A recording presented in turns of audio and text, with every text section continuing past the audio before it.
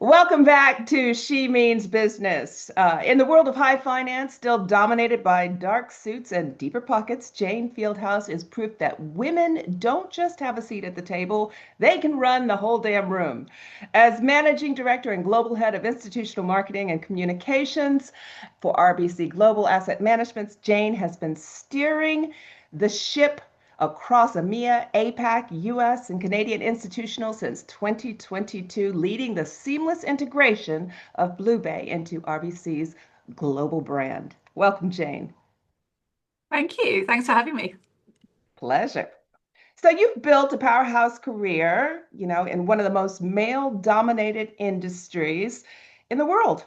When you walk into a room, into Mm. those boardrooms in particular, what's the first thing you want people to know about you before you Um, speak? yeah, yeah, it's a really good question actually. The first things I think is I want people to think is I've got this. I know what I'm doing, but I think this is another element of my role as well is I know my business and I understand the business. I'm not just a marketing person, I'm a business person, and that's what I want people to know. And how do you project that? So when I'm talking, I link back an awful lot. It doesn't matter what the subject is, I will always link it back to what the business focus is and what the business strategy is, or what the wider business strategy is. So that every time I make a phrase or a comment, it can definitely be linked back to the importance to the business. So do you project that? I mean, in your physicality and the what you wear, the expression on your Um, face, how you walk in? Yeah, definitely. So I quite a while ago, and you'll know her. I watched I think it was Amy Cuddy TED Talk on Fake It to Make It. Mm. And I I carry that with me. So when I walk into a boardroom or into an important meeting, I make sure I'm projecting confidence. And yeah, I do it in the way in what I'm wearing as well. I will always wear my slightly more corporate, but a twist on corporate. So, I don't own a black suit, for example. So I'll never wear a black suit or a navy suit into a boardroom. But I always think about that Amy Cuddy fake it to make it. So I sometimes, to make sure that I'm projecting the right thing, even if I'm not feeling confident, even if I'm feeling a little bit nervous, I will always make sure I'm trying to project that confidence. Yes, and you do. I've seen you in action. Thanks. The finance world, loves numbers, but that's not really your job. Your job is about Mm, stories. mm. What's the most powerful story you've ever told for RSBC, and why did it work? Oh, yeah, that's a good question. I was actually thinking, as you were saying that around, so there's many stories, obviously, like you say, in my role that we need to tell. But I think one of the ones that I think feel like has resonated the most recently is actually talking about the company's culture. Mm. And it's not easy to do, and it's not an easy story to tell because if you look at, what's the culture or what are the cultural attributes of every financial services firm out there, they'll probably all have the similar kind of words, but just in slightly different ways. So how do you sort of project the authenticity around culture? And you do have to, even when you're telling a story, you've got to be evidence-based and you do have to provide sort of numbers or data or information that supports the evidence. So I often, when I'm talking about things like culture, and I did it recently, I stepped in for our regional CEO and did a panel, and it was very much about culture. And I talked about things like the integration of the businesses and how areas like our staff turnover actually reduced during that time period rather than increase. Because obviously in the period change, you expect people to leave, more people to leave, and Yeah. they didn't. And I said, well, that's a testament to the culture that we've got. So what I often do, particularly in this kind of business, is I look for a story. How do you tell a story? But then how do you provide the data and the evidence behind it? And I think that actually resonates with most stories you've got to tell. Also, you have a pretty progressive leader in Eric Girth. He is a person who Yeah, is quite inclusive in his thinking and yeah, progressive and wants to create that workplace yeah. culture. Do you feel that resonates throughout your workplace? Oh yeah, definitely, because he's very genuine about it. And I use when we're talking about culture, I use the word authentic a lot. Mm. Um, and he is definitely authentic. We're not nailing it. I mean, there's no financial services firm out there that is, but I feel that we've got definitely the right attributes towards making improvements and making steps in the right direction. And that's not just in the regional business that Eric's CEO of it, it's in the global business. And I think that's why I've stayed within RBC as long as I have, and why I stayed post integration as well, was that actually you talk culture becomes more and more important, I think, as your career evolves and progresses. When you're in your early stage of your career, it's about proving yourself, it's about getting that promotion, it's about getting that experience. But then as you become a bit more mature in your career, I think culture tends to take over more, and we're actually seeing more candidates even at the junior end coming in much more focused on culture than they ever did. So yeah, the FCA and some of the other regulators have got on the bandwagon, and they understand the importance Mm. of culture now. But I think going back to that authenticity point, I think that's the most important piece that when I'm storytelling, that's what I'm trying to pull out is what makes us, how can I prove that we are authentic in what we're saying rather than just saying it. We're living in very difficult political times across the globe, and where there's resistance to some of the things that Yeah, you're talking about, and creating that culture of inclusivity and diversity and equity, yeah. in particular for women and people of color. Are you seeing any pushback, or are you seeing any differences in the people that you're dealing with?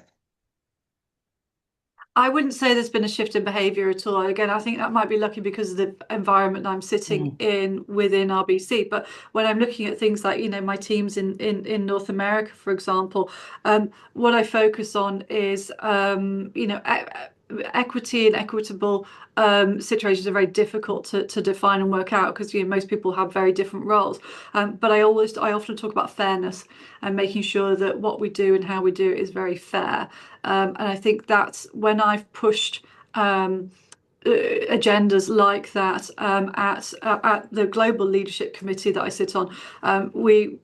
It is met with very much an open mind and very much a sort of an acceptance. So I think being fair to me is really important. And I think as long as everybody feels that they are getting a fair deal and that they're not being hard done by, I think that is the way that we have to navigate the current environment. And it's not easy to do that. But I think using words like equitable, yes, you can get into trouble in some countries for using the word equitable now. But I think to me, I think fair is actually probably a better word anyway, because you're taking individual circumstances rather than just making everybody the same. Equitable implies everybody's the same. We're not. We're all different. So I think fair is better. Integrating, companies into each other is a very difficult situation, Yeah. regardless. There's often a lot of fallout, there's a lot of disruption, people are very stressed. What was the biggest decision or boldest decision you made during that process? And did anyone think you were crazy, at the time? Well, probably many. What was the boldest decision? Gosh, I would say it was probably around the brand because it's complicated, and I do remember at the time sitting there going, God, I really need to I need to make sure that I'm making the right decisions here and that I'm representing the business appropriately. And the reason that it was difficult around the brand is because obviously RBC, Royal Bank of Canada, it's the biggest employer in Canada. It's one of the biggest banks in the world. I think it's like third or fourth largest, depending on what you're looking at. But what resonated in EMEA APAC, so across Europe and Asia, was the Blue Bay asset management element. And that's why the EMEA APAC business is called RBC Blue Bay rather than just RBC Global Asset Management. So my global role is RBC Global Asset Management, but then within EMEA APAC, we're RBC Blue Bay. That was a really tough decision because the easy and potentially one of the good decisions would have been to just make everything RBC Global Asset Management be consistent. But that wasn't what our clients were telling us. That wasn't what the consultants were telling us. That wasn't what our staff was telling us. So it was very tough. But I felt like I was sort of pushing hard, not necessarily going out on a limb, but felt like I had to push very hard in those kind of conversations because it was controversial at the time. But what RBC is good at is listening to what's important to the business, what matters to our clients. So it did work, but it was definitely a bold move to push for that. Mm, like it. So, what did you want to be when you grow up? When you grew I up? don't I don't know. I still don't know. Brilliant answer. I didn't, Look at honestly. that curiosity, continued curiosity. Yeah, Not 100%. I knew, so what did I know? I grew up in the north. I grew up in Yorkshire. Um, and so financial services and life in the city was complete unknown. No idea what that was. And I knew from probably watching far too many 80s or 90s power play movies, that I kind of wanted to work in the city, but I didn't have a clue what that looked like. So I kind of had that back of my mind, or property or law. Mm. But that was the kind of I definitely had ambitions when I was young, but I was completely undefined. And I would say that potentially it still is. How did you drift towards big finance then? I did drift, and I knew I wanted to move down to London. It was the dot-com bubble; there were no jobs, so I actually ended up being an estate agent for Foxtons for about a year, which was great. I got to drive around in one of the minis, and I got to see beautiful houses in Islington. And I was like, "Hang on a minute! I spent 4 years doing a degree, and I'm driving people around in a mini, viewing really nice houses. This is not how I want to spend my degree." So I ended up just applying for a role, or I actually, no, I ended up sending my CV to a very small boutique recruitment agency, and they're actually a consultant. And what happened was I went into interview thinking I was going to give be interviewed to be on their books, from a recruitment perspective, and I actually ended up interviewing to join the consultancy, and that was my first step into financial services, was joining them. So yeah, so it was literally I kind of sort of went in by the side door rather than directly. Were you encouraged to be ambitious? Were you naturally ambitious? Were you athletic? Oh yeah, I'm really competitive. Yeah, yes, I was in the first team at everything and stuff like that at school. So yes, I was definitely sort of competitive. Was I ambitious? I would say my school results didn't show that. I didn't work hard enough for any of my exams, my GCSEs or my A levels. I did get a 2-1 in my degree. Lessons learned. But I could have definitely worked better and smarter and got better results. So I think I've progressed in my career in spite of the trip ups that I've made early. But in terms of, was I always ambitious? I was always standing up on my own 2 feet, and I think being competitive and standing on my own 2 feet are probably, I would probably say, though, those override more than ambition. Mm, okay. Well, you like to win, so. Yeah, yeah. Um, who were the pivotal people in your life, inside and outside of banking, who influenced your leadership style and your appetite for risk? So the person that, when you say that, comes to mind first is the most fantastic man. He's called Mike O'Brien, who actually very sadly passed away about 6 weeks ago, 8 weeks ago, far too early. He was only in his early 60s, and he was one of my bosses at JP Morgan when I was there. And what was so resounding, and it was also the impact in my career. So I'd moved up, I was sort of mid-management level, and I was very sort of ambitious and frustrated in that mid-management role. I felt like I was stuck in the middle, and he was just the best mentor. And he maybe he never realized it, and I'm very sad about the fact that I never actually got a chance to tell him just what an impact he'd had, which is very sad. But what stood out for me was how he was a very strong leader. He was very bright, he was very articulate, he was very driven, very competitive, but he was also the most empathetic and values-driven leader I've ever come across. And the combination of those traits I've always emulated, wanting to be like him, my own version of him, obviously not exactly like him, but I always wanted to have those kind of traits. Eric Girth, who runs the RBC Blue Bay business, he's very similar as well. Very similar character traits to him. Very, very different personalities, but in terms of those kind of character traits. And then actually, just earlier in my career, when I started moving into I moved into sort of comms and PR, the guy that I would say kind of took the first sort of punt on me into asset management was a chap called Dennis Clegg, and he was actually from an agency background, but he was working in a hedge fund that I went to work for, and he what really resonated with me was his unfaltering focus on inclusivity. I remember being in a PR agency pitch with him, with the UK PR agency, and he was my boss. He was the marketing director, and I was the PR manager. And we were basically trying to work out whether or not we wanted a new PR agency. So we were having a couple of pitches with a couple of agencies to see if we liked them. And in one of these pitches, the chap running the agency, running the pitch, the chap kept directing all conversations to Dennis. And Dennis would turn to look at me and I'd ask a question, and then this chap again would direct the answers back to Dennis. And as we walked out, I didn't say a word to Dennis. As we walked out, Dennis said to me as we were getting in a taxi, he said, "We will not be hiring them." He said, "They can't even look at you, let alone talk to you." And just his support and his empathy and his guidance in situations like that, because I was quite junior and he was very experienced. It's people like that, you need champions like that along your career to help show you that no, that's not right and you shouldn't settle for that. So that particularly that circumstance there was something that's really stood out to me. Yeah, and you know what? Quite plainly, we cannot make it to the top without male allies. Yeah, It's just pure and simple, and in particular, white male allies, because they hold the balance of the power.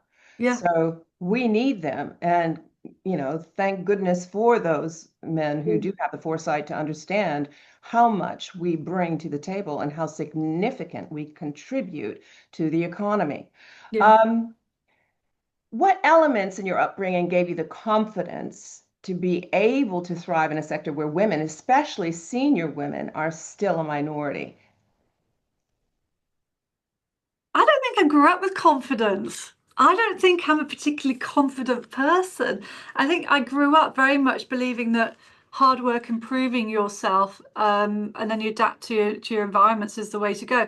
I do remember though, and I think my dad actually had quite a positive influence on this. Um, he was a lawyer, and his attitude towards when I was growing up, his attitude towards, well, you can't, very similar, not quite the same phrasing as you, and you talk about your early career, or sort of when you were growing up, and you just take, you can be whatever you want to be. But I remember him saying to me once, "Oh, you could be a lawyer," and he was a lawyer, and I was a bit kind of like, I don't want to follow in my dad's footsteps. I want to do my own career. But it was just his attitude towards, well, you can go and do that. Like there was no pigeonholing. He was like, well, you can go be a lawyer. You can go. And I was like, well, I don't want to be a lawyer. My brother ended up being a doctor, and I'm like, I'm not as bright as either of those two. So I want to go and do my own thing. So I think it was very much um, more around the fact that it was a quiet determination rather than a confidence thing. And I did actually elect to go away to boarding school at a very early age, and it was my decision to go.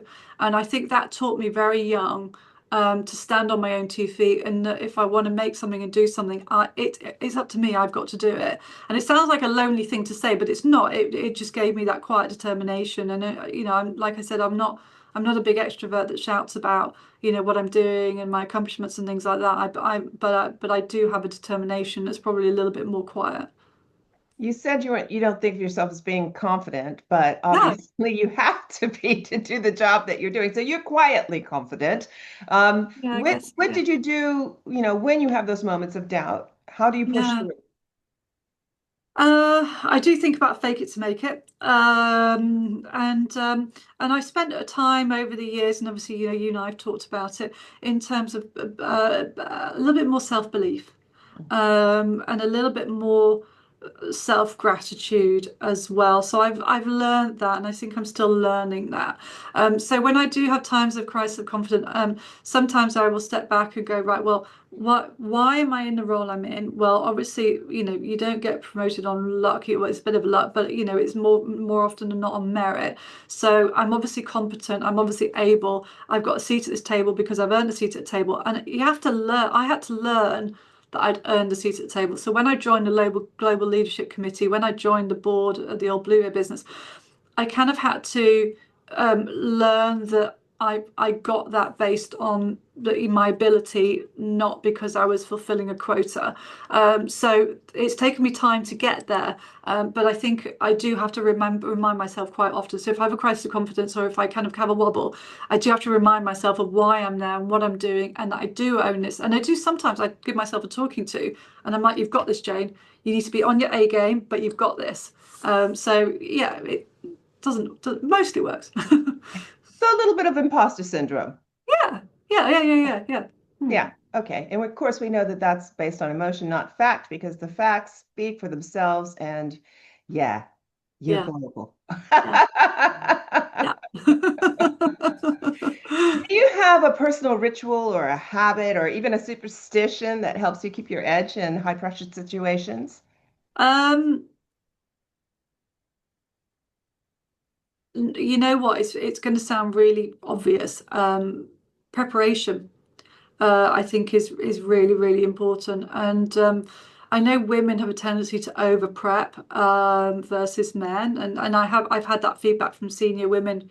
I ran some senior women listening sessions, but if I want to feel really confident and comfortable in a room or in a situation that's going to challenge me, being prepared is for me is the best comfort blanket I can give. And then there's the obvious things around personal wellness, sleep, not eating the right kind of foods and stuff like that. But it does go back to that basics. I know I'm definitely not my best version of myself if I'm not prepared. Mm, like most of us. Yeah, yeah. But it's Yeah. so easy. Well, when your diary's really busy and you're really manic and you're bouncing from one meeting to the next, which is what my diary's like, not being prepared is a massive pitfall. And I've done it recently. If I look back on some of the interviews that I've done that have gone well, or some of the speaking slots I've done that have gone well, the ones that I've nailed have been the ones that I prepared for, and the ones that I've gone, I could have done a lot better, have been the ones that I half prepared for that didn't really commit mentally to them. Yeah. Well, prioritize. When you're really busy like that, it's like you need to have that list of priorities so that so you do allow yourself the opportunity and the time to prepare for important things. Um, how, Yeah. how do you personally define success? And that's beyond, quarterly results or share price and brand visibility. What does it mean to you? Yeah, that's a good question. So, it's kind of involved. So, one of the things that when you're younger, you're very results orientated and metrics orientated. Like, you've got to get this bit of coverage. You've got to get this interview. You've got to make this step in the right direction. Um, what I've learned sort of as I moved into sort of slightly more senior management positions is and this is a very personal thing, is yes, I get satisfaction from that, but I don't get fulfillment from the results. What I get really, what I define success is much more, and it's going to sound like a cliche, and I'm sorry to sound like cliche, but it's the collaboration piece. It's what do I get most excited about, successfully now are is my team firing on all cylinders? Are they doing amazing things? Am I proud of them? Is this, do I feel that they're the best versions of themselves, because we've given them the opportunity to do that? Are they coming up with great ideas? Are they delivering on it? And, nothing makes me feel better than going home going, oh my God, they totally nailed that. That was so cool. And so that's not about personal success. That's about that. But I've facilitated and helped them get there on that. So I get much more satisfaction out of that now. And personally, I mean, that's still in the office. What does success Yeah, look that's like? still in the office, and then person. Yeah, no. So personally is very different. Personally is much more about um, uh, much more around mindfulness and home and peace and being in an environment that I love. And it's yes, money matters, but money matters from a not worrying perspective. So do what I aspire to do is to be in a situation where, and I think we're probably largely there, but it's very easy. If you earn money, everybody will often, most people, not everybody, but most people will live to their earnings capacity. So whether they might include savings in that or they might not. So it's very easy to, you spend as much as you earn, or your outlays grow as you start to earn more. I'm working hard on recalibrating on areas like that. It's not just because we've got a little bit of extra money doesn't mean that you have to dial up the holiday. Doing a simple, UK beach holiday is just as fulfilling, if not more so, in terms of memories. So success for me at home is having a happy and very content lifestyle, and just having those moments of peace and fulfillment. Um, your industry is built on trust. You're handling, people's money, people's Yeah. investments, assets. How do you integrate love for your job, the people, and yourself into your leadership approach? Um, I think it'll go back to one thing I mentioned earlier around empathy. Mm. Um, so I have a bias towards trust. We're very smart people with multiple skill sets across our business. So you should, and we should put trust in their ability. So I place a lot of trust on empowering individuals to be the subject matter experts that we hired them to be. And I think that trust um, does go a long way because then people feel empowered. So I think that's really important. In terms of love, I would like to think I'm very, very empathetic. I am compassionate. I will tell people in a team that if they've had a really rough time or if they're going through something I will fiercely protect their time. Somebody will say to me, I'm going to take a half day because I've got a doctor's appointment. And I'm like, are you crazy? That's ridiculous. You don't take a half day off to have a doctor's appointment. You take a half day off to have a half day off, not to go and, go do a medical appointment. So, I'm very fiercely protective of people from that point of view. But I hold personally, I believe everybody should. I want to treat people like how I want to be treated. So integrity and being nice to everybody is just part of who I am. So I think if you treat people with respect, you get treated with respect, and I think that creates a much nicer environment. So is that love? Yeah, that is love. Because it's love of people and wanting to see people happy and okay. You know, we're taught as women not to really talk about money, and that Yeah, drives me personally insane. yeah. I was that person who always talked about money, knew everybody's salary because I never wanted to get ripped off when I was negotiating.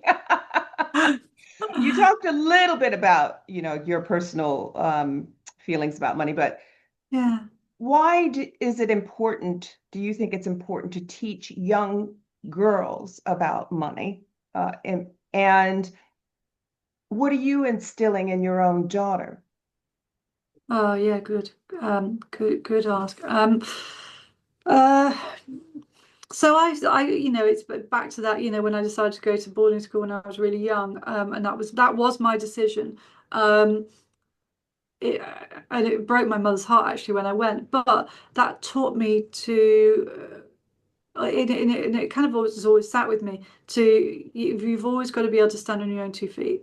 You've always got to be able to support yourself. And that's a personal sort of opinion, but I do feel that particularly for women empowerment, that you have to, if women want to feel empowered, they have to feel financially secure.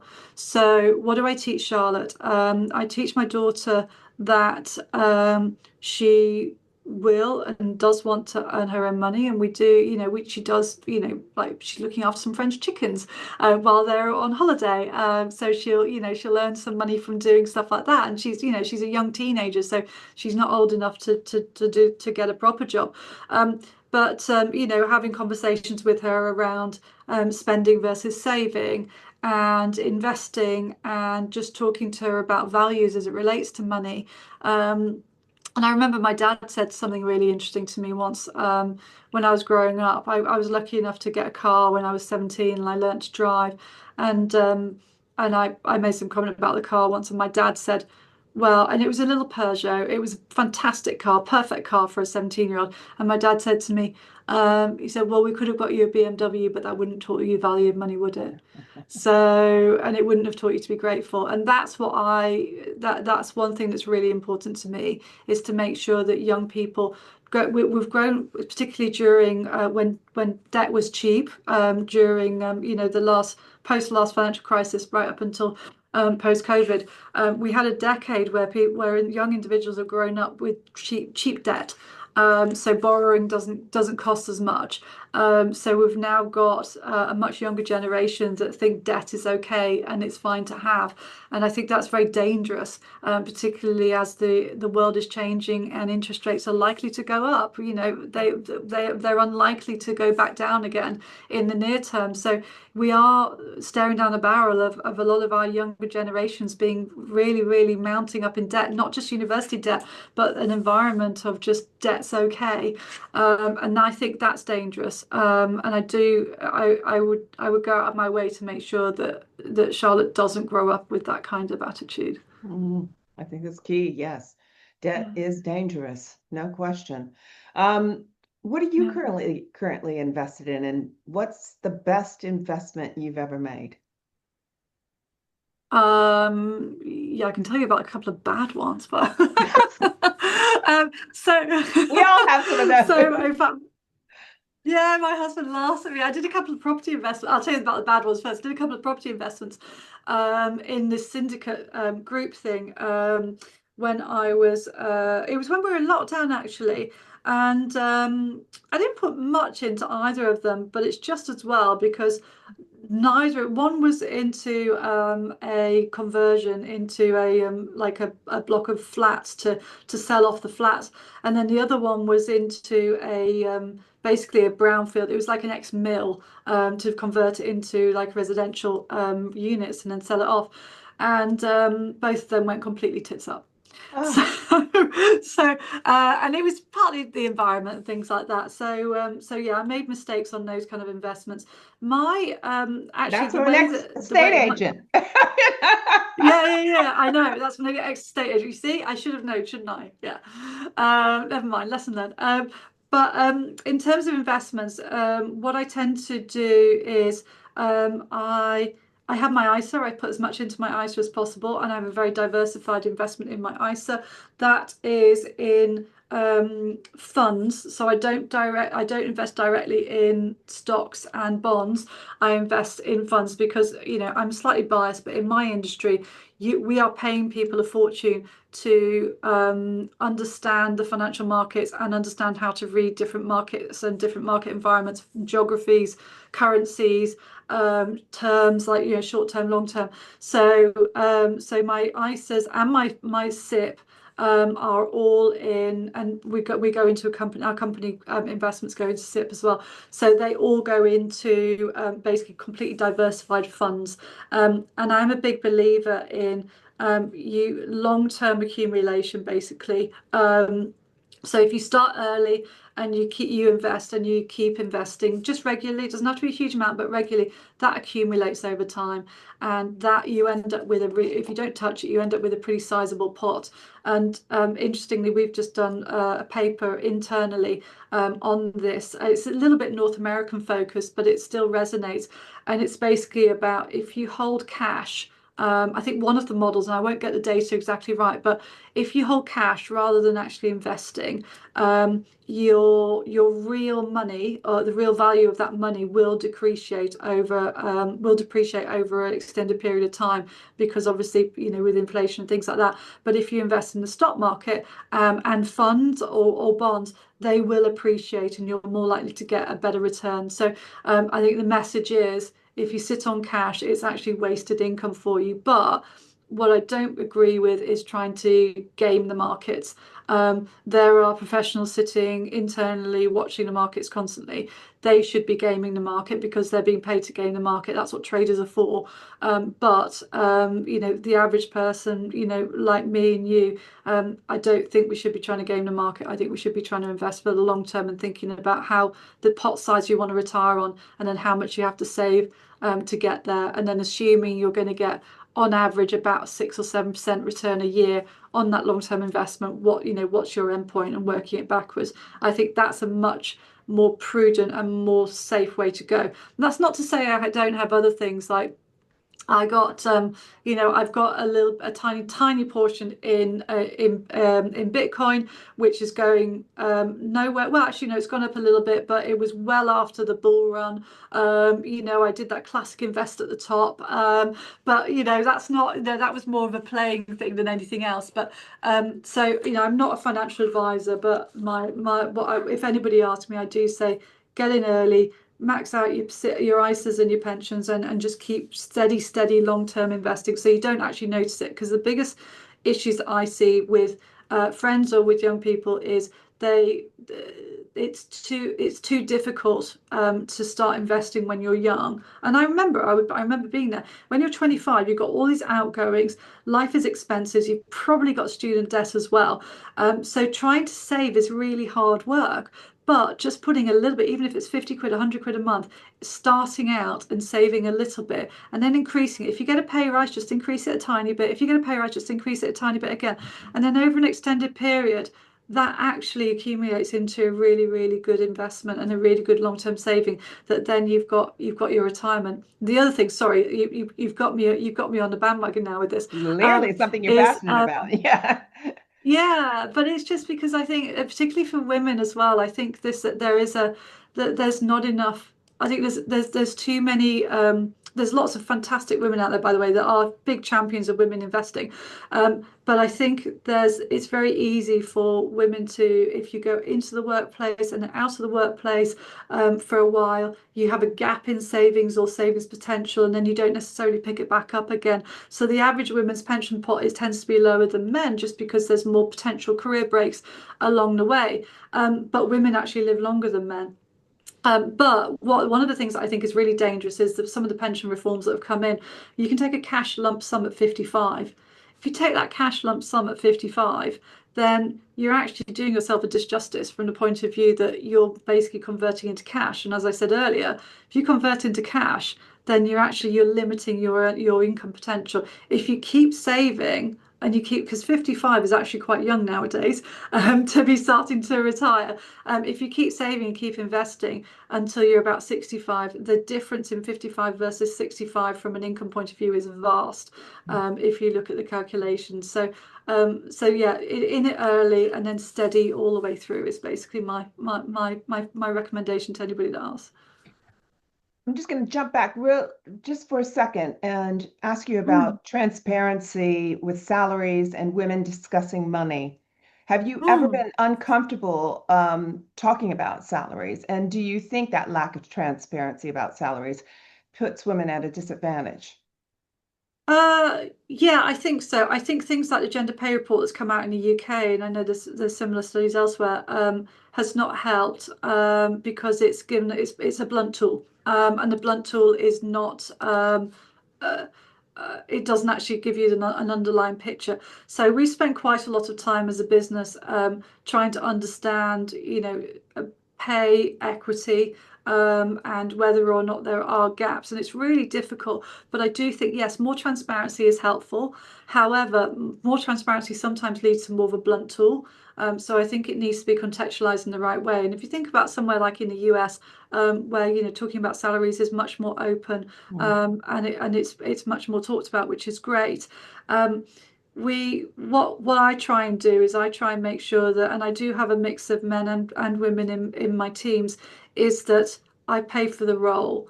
And what I do really like about some recruiters, and they will do this, is that they will take names and genders out of CVs. One thing that I think AI is really helpful for as well is if you put your CV into AI and say, that I want this to come across as gender neutral, it's really interesting the difference that it makes, because women don't realize it, but their CVs will come across as much more women orientated, or you can tell that there's a female tone in it versus a male tone. So actually helping yourselves a little bit by trying to do stuff like that, it does make a big difference, I think. Hmm.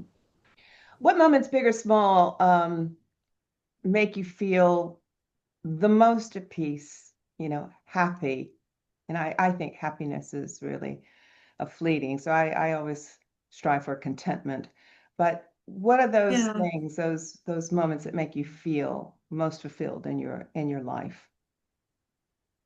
Um, it's time with my husband and daughter, and maybe the dog, if he's been good. Um, They don't talk back. I love my but dog. it's yeah. Dogs bring me great joy. Um, yeah, it does, doesn't it? And it's just it's spending just that, being able to sit back and just do that deep breath, and the proper relax. And it's not just the momentary relax, it's the proper relax, and that's about feeling of fulfillment and just enjoying in being in the present. And I do, I feel that sometimes when I'm with my friends as well.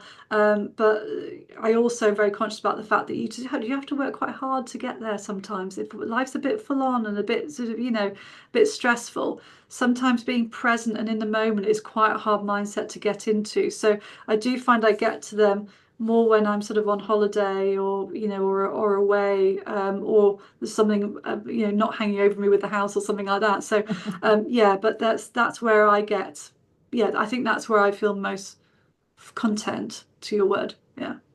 Final question. If you could go back and give your younger self a piece of advice, what would that be? And would she listen? Quite good at taking advice, actually, when I was younger. No, I still am, actually. I hope. What would it be? I would say, oh, I wish I'd worked harder for my exams, because it would have given me more opportunities or more options. Don't think more opportunities, I think more options. So yeah, working harder would have definitely, not working harder from a work point of view, but more from an academic point of view. But that's not for everybody. So I'm kind of made peace with the fact that maybe I'm just not academic, but I was more interested in work than I was in academia. Um, but in terms of advice, I think it's make strategic moves. Be strategic in your moves. Doesn't mean to say you have to have a map or a goal, but whatever role or whatever environment you're in, make sure there's a purpose behind it, rather than just a case of doing it for doing sake. And I think that I often tell people that when I do mentoring sessions with them, is to think about, if you're going to do a project, what skills is it going to give you? What opportunities is it going to give you? Is it going to give you a chance to network better? Is it going to give you a chance to, progress, or to profile yourself better with a different group, or prove that you are really good at your role? So I think that will probably be the advice I give to my younger self. And would I listen to it? Yeah, I'm not sure. Maybe. Jayne Fieldhouse, thank you so much for joining me today. It's been a great pleasure talking to That's you. an absolute pleasure. It was more than wonderful talking to you. I love talking to you. Thank you so much.